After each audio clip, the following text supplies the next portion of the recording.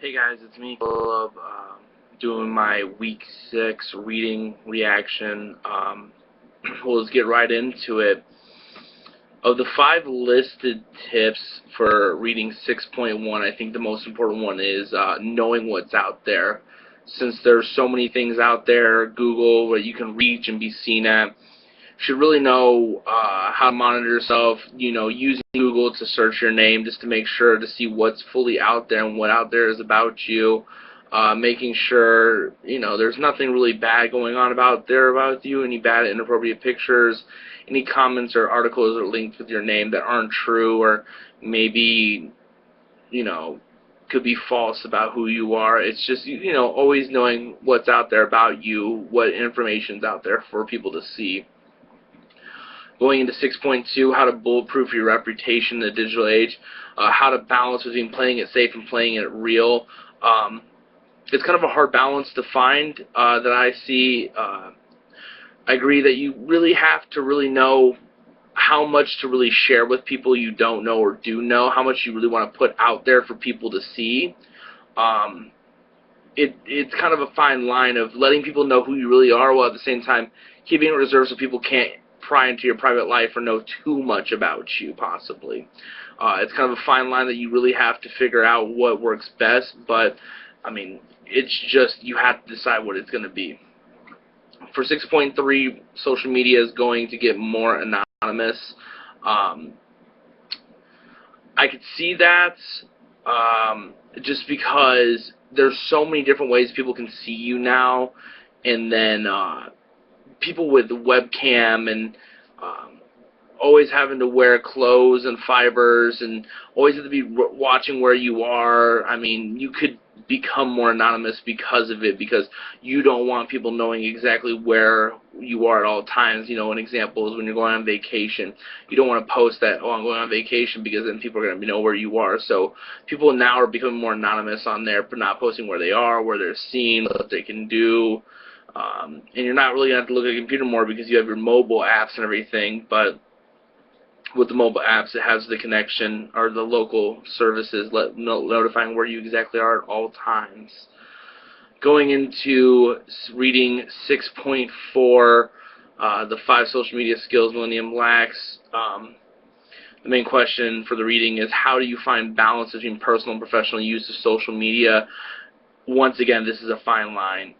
You want to be out there so people can see what you're doing, show your friends how you're doing in life and enjoying it.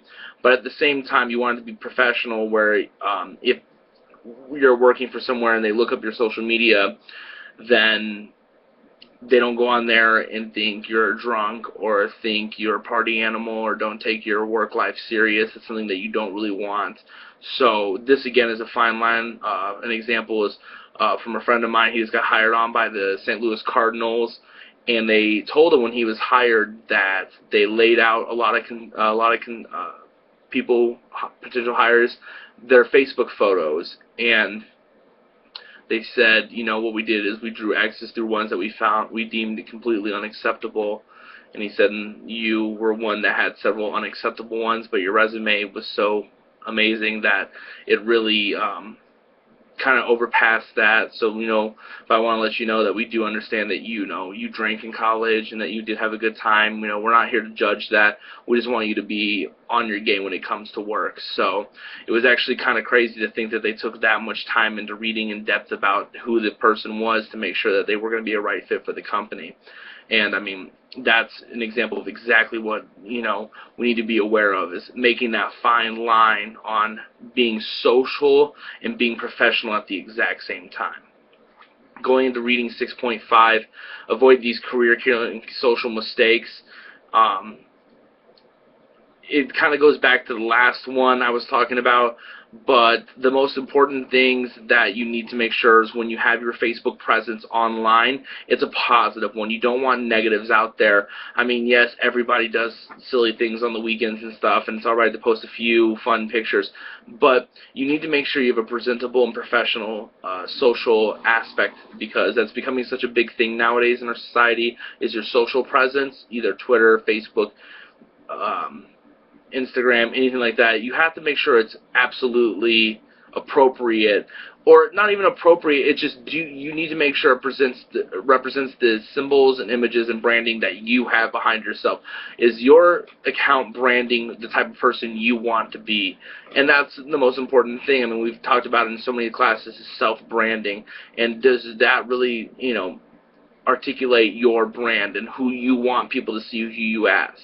And that's the most important thing about making sure you have these social media presence good, because these places that are going to hire us, that's what they're going to look at, is our media presence and our social presence and how we present ourselves. So that's my reading reactions on the last week 6.